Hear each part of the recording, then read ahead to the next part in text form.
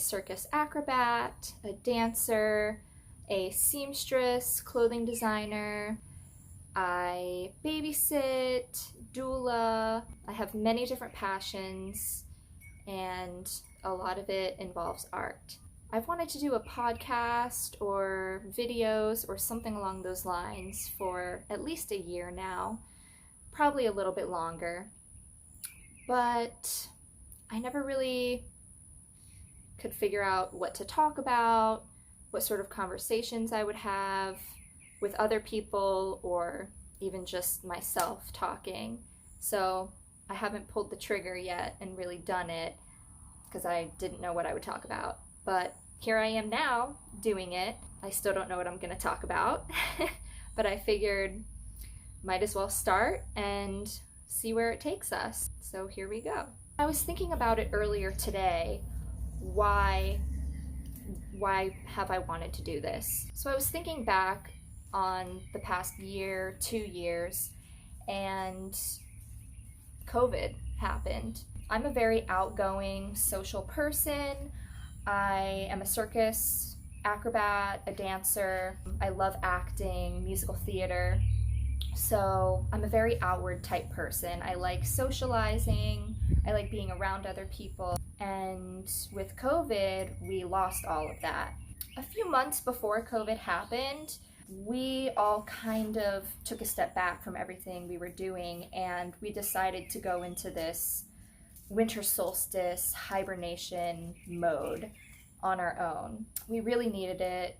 We had a few years of non-stop traveling, teaching, performing. Our months were constantly booked, and it was with all fun stuff, all wonderful connections and performing, and it was wonderful. It was great. But after so much of that, you kind of get burnt out a little bit, even if it's with things that you're passionate about. So we were taking a step back on our own. And as we were getting ready to kind of come back out into the world and re-socialize, that's when COVID hit, and that's when everything started to shut down. So we were kind of forced back into that solstice, into that hibernation, which ended up actually being a really good thing for a certain amount of time. We got time to rest, we got time to rejuvenate, we got time to work on personal growth in our practice, in our physical practice, and our strength, strengthening our relationships. We worked a lot with some trauma, some past childhood trauma, some generational trauma. Sorry if you hear weird noises. I'm outside. I'm nannying one of my favorite little boys in the whole entire world today, and he's taking a nap. But the dog likes to chase lizards out here. So if you hear weird noises, that's the dog running around. And if there's weird pauses in the video, it'll be me getting up to try to stop him from hurting the lizards. So just a heads up. So there was a lot of growth and wonderful things happening during that time. So it ended up being good that we were kind of, that our solstice was being prolonged. However, I definitely got sucked into staying super introverted and not being super social. It ended up not being great for me in the long run. After about 2 years of that, I didn't really remember who I was anymore. I had lost the outgoing social side of myself. I lost the performer in me. I had lost all of these different aspects of me. I felt lost fully. So it took about a year for me to kind of come out of all of that. I witnessed a lot of past insecurities come back up to the surface, insecurities that I hadn't seen or that I hadn't had to deal with for many, many years. And I had to kind of work through all of those during the transitional period between that introverted hibernation and kind of coming back out into the world and finding myself again and becoming social again. So all of that is kind of the backstory to why I think I've wanted to do something like this. It's another way for me to kind of connect with the world and form relationships and get to know people and people to get to know me and just to kind of come back out into the world. So yeah, that's a little bit of self-reflection that kind of just happened yesterday and this morning before I started to film. So I'm excited to do this and to see what it's like and to use this as a form of communication and socialization with the outside world. A little bit more about me. I've been dancing since I was 6, maybe. I mean, I've been performing in my living room and putting on plays and concerts, dressing up since I was extremely little. I used to dress up in my mom's bra and slip and her high heels, and I would perform Cher songs in our living room all day long. I actually started taking dance classes, I think, when I was like 6. Before that, I did gymnastics and I did figure skating, and I really liked figure skating. I got into it and I was starting to get really, really good, but I really wanted to dance. And in my elementary school that I was going to, I went to a magnet school which had 4 different magnets: performing arts, which of course was the one that I was in and I wanted to get in. There was micro society, art and science, and then there was math, which don't want anything to do with that ever. So obviously performing arts was the route for me. And when I was getting closer to being able to get into that magnet, I wanted to start taking dance classes because we would do plays, musicals and stuff throughout the year.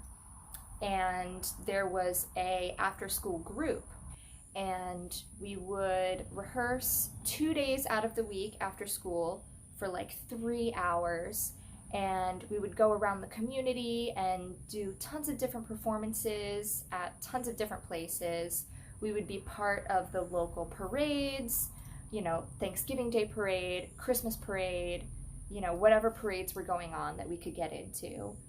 So I wanted to be prepared for that. So that's when I started dancing, like seriously, and taking classes. And ever since then, I've been dancing, and it's a huge passion of mine.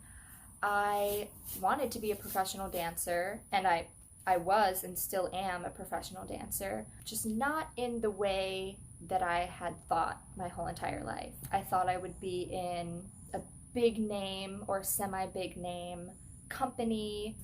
I never really wanted to be in a strictly classical ballet company because even though I love ballet, classical ballet, it's not really my style. Yeah, not really my style. My body doesn't love it. My hips don't like being turned out at all. Contemporary and contemporary ballet is more of my preferred dance style, and it's the preferred dance style of my body as well. So I had envisioned myself being a part of something like that. But when I got into college, I went to college for dance, and I loved it for like the first year and a half. And then come the second half of my sophomore year, it turned into kind of a nightmare. The specific school that I went to was very set in their ways. If you know me, his tail. If you know me, you know I'm super go with the flow. I don't really like being told what to do or how to do things, you know, if it's like, if it'll help me do something better, if I'm doing something incorrectly, then of course, like, give me tips, give me pointers, you know, constructive criticism. But when it comes to like living my life and making decisions for myself and for my future and telling me how to do things like pertaining to the trajectory of my life, I'm not into that. Like, don't try to control me, because that's when I will totally lose respect for you and I won't listen to what you have to say. So that's kind of what started to happen. I was dealing with a few injuries and they were pretty much like, too bad, like dance through it, work through it. Having to dance through injury was really hard and it made injuries worse. And then, you know, extracurricular activities outside of school, I was part of this yoga dance company, and we had the opportunity to travel to different places and perform, but the school didn't allow any time off. So it kind of put a damper on that career for me. So ultimately, I was in too much of a box there. Even with the dance style, the school very heavily focused on classical modern and classical ballet. For the performances and the showcases and stuff, the dances were more contemporary, there were some hip-hop dances, like the style was more free for the performances, but the everyday classes, it was the same every single day. So I got bored. So ultimately, by the end of my sophomore year, I was over it, and I decided to leave. It was the hardest decision I ever made. I felt like I was giving up my dream. I felt like I was giving up my lifelong dream, my lifelong passion. You know, I felt guilty because my parents had poured so much money and so much of their time into this passion of mine, and I felt like, am I just giving this up? Am I just throwing this away? Fast forward 2 years, I think 2 years, and I met my boyfriend. I had moved cities, and I met my boyfriend, and he started teaching me circus. And my whole career, my lifelong career of dance actually helped for this new chapter that I was entering. I was actually able to merge the two, merge dance and merge circus. When we do perform, I'm able to choreograph and I'm able to kind of create this piece, this experience for people and for Jack and I. And yeah, I'm able to live my passion still with dance, and I've been able to form it into something else, something way different than I ever could have imagined. And now I'm able to do double, triple, quadruple, 10 times the magic that I thought I could create just with dance. And it's on my own terms. It's on Jack and I's terms. And it's amazing. It's so much fun to be able to be myself and create the things that I want to create and perform for the people that I want to perform for. And I don't have to answer to anyone else. I could just let my creative side flow and I could be myself. I don't really know where I started with this. Is this me still introducing myself? I think so. But basically, that's like my whole life. Acting, singing, dancing, musical theater, music.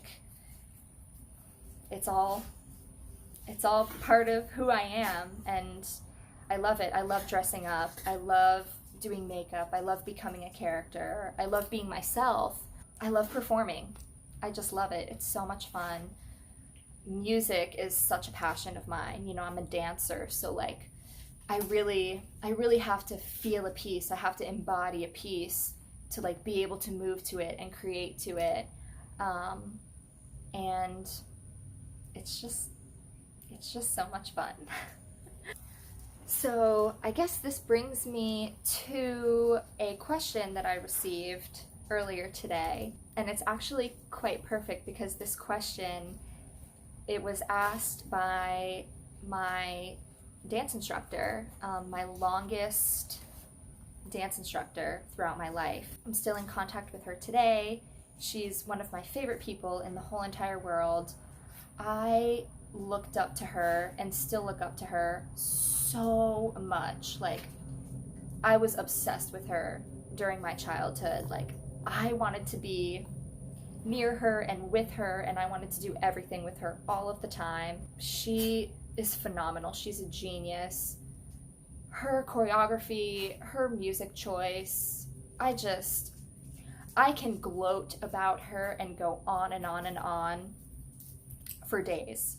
For days. I could have hours of footage just talking about how amazing she is and how phenomenal her choreography is and her passion and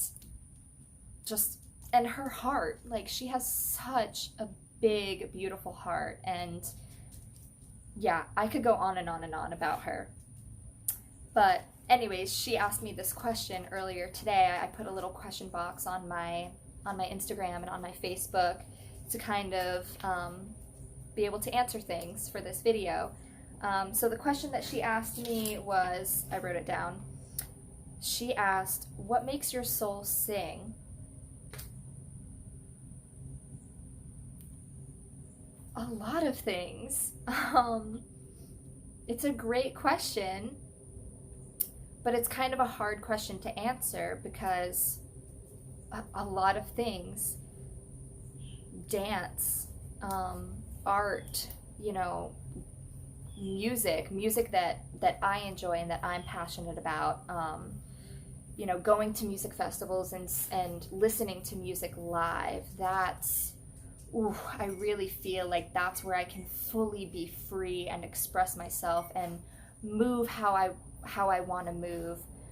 Not even how I want to move, how the music wants to move me, and how my body moves freely. Music festivals make my soul sing. Music festivals make my body sing and move so freely. Circus, you know, like I said, incorporating circus and dance together and being able to create an experience for myself and Jack and the people that are watching us, you know, that connection that Jack and I have while we're doing acrobatics together, while we're doing these crazy feats of magic, while I'm standing on his head. The fact that I even do that is just completely insane to me. While I'm doing handstands in his hands, while I'm standing in his hands and he's pressing me up above his head. That's just completely insane to me. These are things that we do all of the time, multiple times a week. So sometimes it's nothing to me, but then when I see it played back on a video or when I see a photo of us doing it, I'm just like blown away. Like, we do that. Like, I stand on your head. Like, what is it? What? Just how? It's just crazy to me. That makes my soul sing. That connection that we have, the feats of magic, the connection that we make with other people while we're performing these things. You know, at music festivals, it's I feel like the most magic happens there because people are already so open. People are ready to be vulnerable and open and have magical experiences.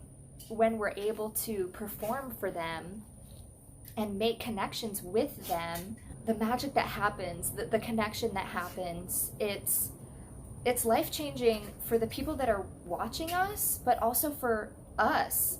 And at music festivals, we like to perform for people, but we also like to incorporate people into what we're doing. So those life-changing connections make my soul sing.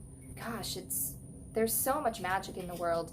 Being out in nature makes my soul sing. Oh my gosh, like connecting with the earth, getting my feet dirty, being amongst green and plants and flowers, and smelling the trees, and being in the forest, going for hikes and waterfalls. Oh my God, swimming in waterfalls.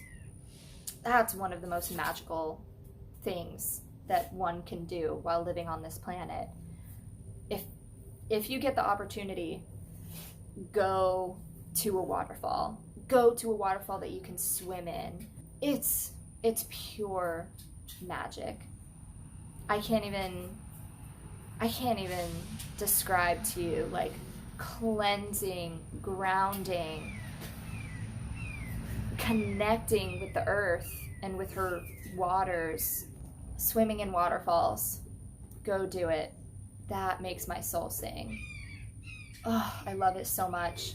Surfing. I love surfing.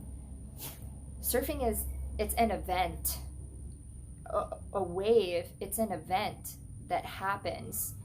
The same wave, it doesn't happen twice. So when you're surfing, you're truly experiencing a once-in-a-lifetime thing, a once-in-a-lifetime event. That makes my soul sing. That is pure magic. It'll never happen again. That same wave will never happen again. Oh my gosh. It's amazing to connect with nature in that way. You know, even when you're swimming in waterfalls, or when you're wading through a river, or swimming in a river, or stepping across a creek during a hike, like, that will never be the same again. Jack and I were just traveling last weekend. Yeah, this past weekend. We were doing a photo shoot with one of our friends, and Jack said at one point, "You can't step in the same river twice." And I love that quote, and that he said those exact words, and those exact words are actually lyrics from the Disney movie Pocahontas. You can't ride the same wave twice. You can't step in the same ocean twice. You can't swim in the same waterfall twice. It's always changing. The water's always changing, always flowing. Like, it's so true, and that is just pure magic to me. That makes my soul sing. All of those things. Many things make my soul sing.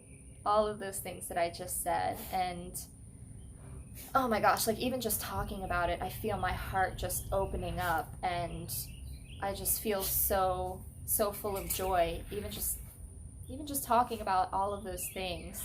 I want to hear from you. What makes your soul sing? Answer the same question for me. I'm extremely fortunate. I feel so lucky and so grateful to be able to do what I want basically every day. I have many different patches to my quilt of life, and they're all things that I'm super passionate about. You know, babysitting, birth, doula work, performing with acrobatics and dance, my clothing business, plant medicine, you know, making different salves and oils and tinctures for people, menstrual work, different tea blends and herb blends. You know, those are just some of the things that I do. Dog walking, pet sitting.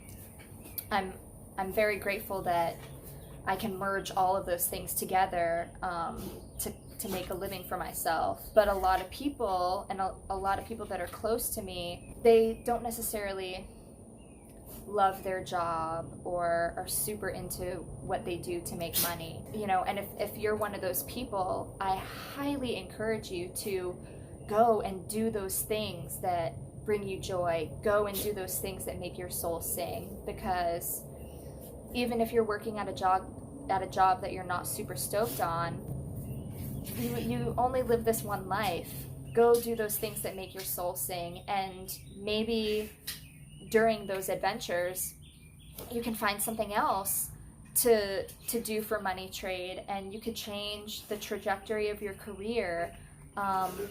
You know, anything is possible. So let me know. I want to hear what makes your soul sing, and I encourage you to go do it. Again, sorry for the noises. The dog is playing with something right now.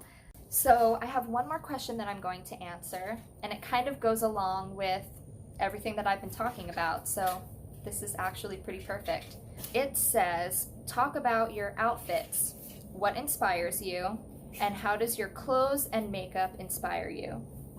So, about my outfits, and specifically my clothing business is called Gaia Vibration.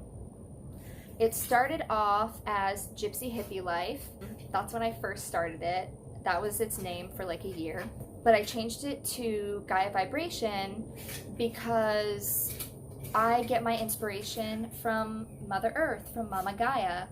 And I want her vibration to come up, to emanate through the clothing that I make. So through the dye jobs, I hand dye everything. And I get a lot of inspiration from the earth colors, you know, greens and browns to mimic the forest and the dirt, beautiful like pinks and purples to, okay, a little bit of a change of scenery. My battery was dying, so I had to plug in my phone.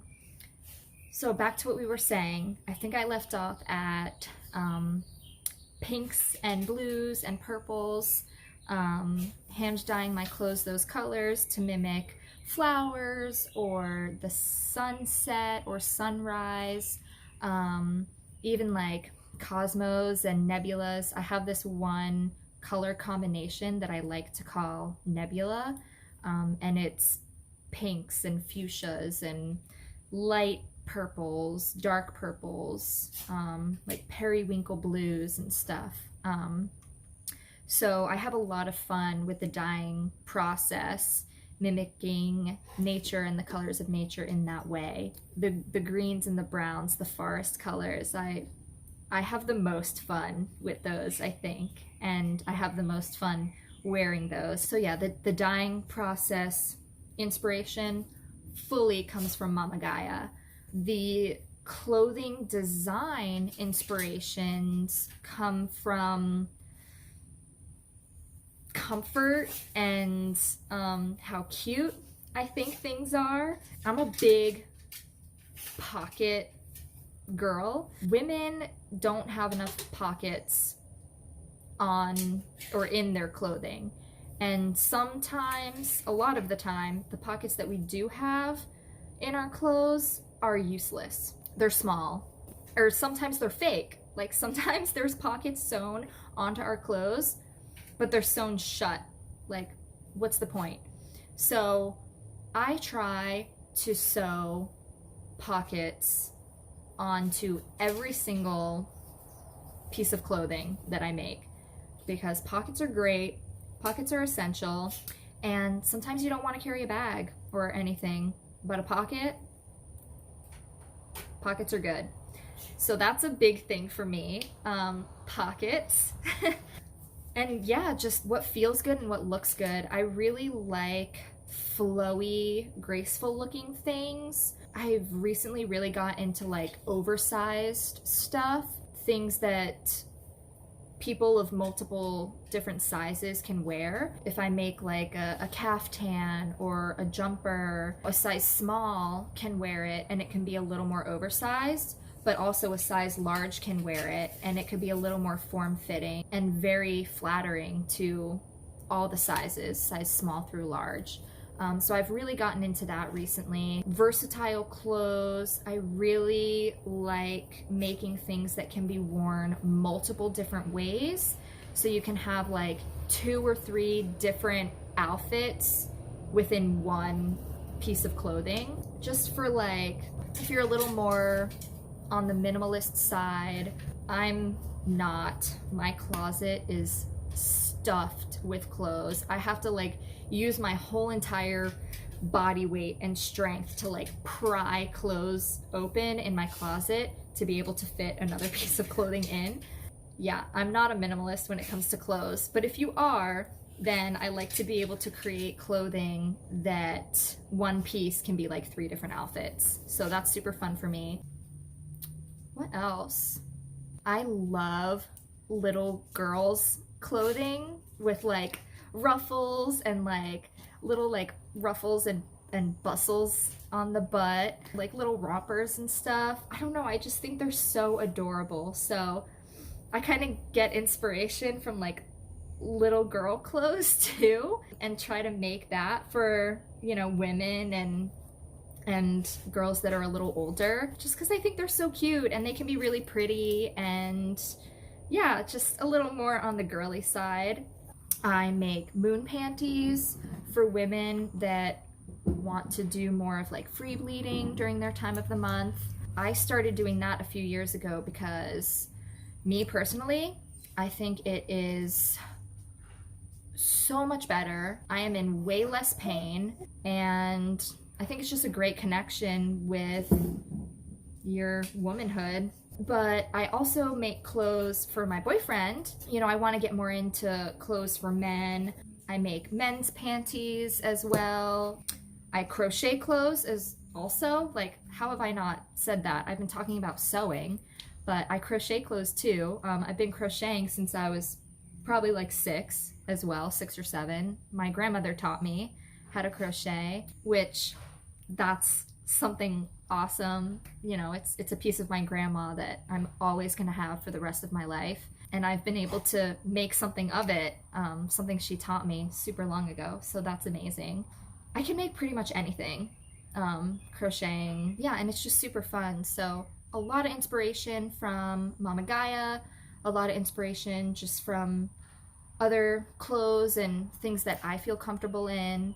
Yeah, so that's where I get my inspiration for that.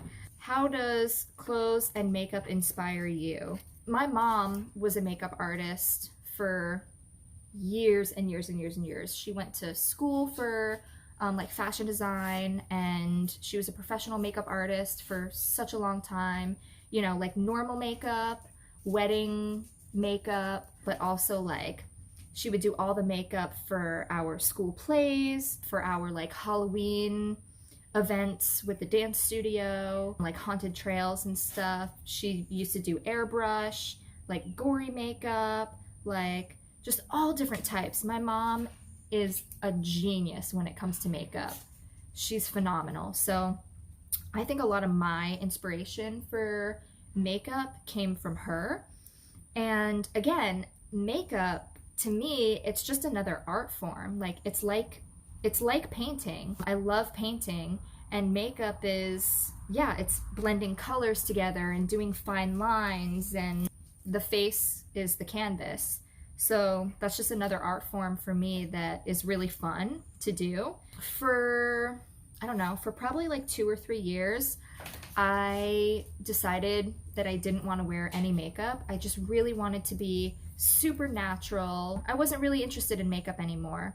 But more recently, within like the past year or so, I've started to wear makeup again. I mean, as you can see, I have like some eyeshadow on and a little bit of mascara. I just kind of decided I want to play around with makeup again. Like, you know, nothing too crazy. I don't do all of the like foundation and concealer and bronzer. I don't do that. Like, I would do some of that stuff like for performances, for like stage performances and stuff like that. So, you know, that does happen from time to time, but that's not an everyday look for me. I still very much enjoy the natural look. I don't wear makeup every day. Just sometimes I wake up in the morning and I'm like, I wanna like do a little bit of makeup. I wanna kind of like brighten my face a little bit. I've also noticed I have resting bitch face, like really bad. So I've noticed that even just the slightest bit of mascara kind of brightens my eyes a little bit and causes me to have a little bit less of a resting bitch face. So I've kind of incorporated makeup back into my routine every once in a while to kind of like counteract the RBF. So that's like one little piece. But yeah, it's just fun for me to do art, and this is just another art form. So yeah, that's kind of where I get my inspiration for makeup. When it comes to makeup also, I try to get the cleanest products possible. You know, I love sustainability, I love the earth. I don't use a lot of products on my skin. The soap that I use doesn't have harsh ingredients. The soap that I use is homemade, handmade by a dear friend of mine. No artificial fragrances, no artificial colors, like nothing like that. So I've done a lot of research when it comes to the makeup that I have purchased. It's really hard to get like 100%, you know, perfect makeup that doesn't have any weird things in it, but I do my best. I try to get the best makeup that I could possibly find that has the least amount of like gnarly stuff in it. Things for my skin, I wash my face, I wash my whole body with the soap that my friend makes, and she makes it with like olive oil, coconut oil, and like locally harvested or plants that are grown in her backyard. And I wash my face with that, I wash my body with that. That's the only soap I use. Moisturizer for my face and my whole body, I use organic extra virgin olive oil. Olive oil is great for the skin. The skin absorbs it super well. The skin can still breathe. I used to use coconut oil, but coconut oil tends to just stay on the surface and your skin can't really breathe because it's just coated with the oil. Your skin doesn't really absorb it. So olive oil is better in my opinion. But yeah, olive oil, I use that as a face and full body moisturizer. Yeah, so that's what I use on my skin. So when it comes to makeup, I try to keep it super clean. Yeah. So those were the 2 questions that I got asked today, and it was really fun talking about them. It actually took a lot longer than I expected to answer those 2 questions and to kind of tell you a little bit about myself. So this video is probably way longer than I was expecting. I was expecting it to be, I don't know, I was expecting to struggle to create 5 minutes of content, but I probably have like an hour worth of content now, which is cool. I'll have some editing to do, and yeah, I'll have a good first video, so that's rad. But this was fun, and I think I'm gonna keep doing this. I have some traveling coming up this year that I really want to document, mostly just for me, but that's another reason why I was kind of thinking about starting some videos, because I want to document my travel, and you know, that'll be something rad to look back on, you know, throughout the years. So yeah, this is just another way to kind of encourage myself to do that as well. But yeah, this was fun, and thanks for watching and getting to know me. Thank you for the few people that asked me some questions, and let me know what inspires you or what makes your soul sing. I'd love to know. If you have some more questions for me, if you have some things that I didn't touch on that you want to know a little bit more about, ask me, let me know, and I'll do another video about it. If you have questions about circus or dance or lady time, the dog is making noise, or babysitting or doula or sewing, making clothes, crocheting, anything, ask me. I would be happy to answer those questions. And yeah, I don't know when the next video will be. I don't know what it will be about, but stick around and we will find out together. Follow me on Instagram if you want to see more of like daily life. You know, sometimes I post little clips of training sessions, strength training sessions, acrobatics, or just different little fun moments in my life. Follow me on Instagram at kianajean.f. I will have it linked down below. And yeah, I will see you in the next video. Peace!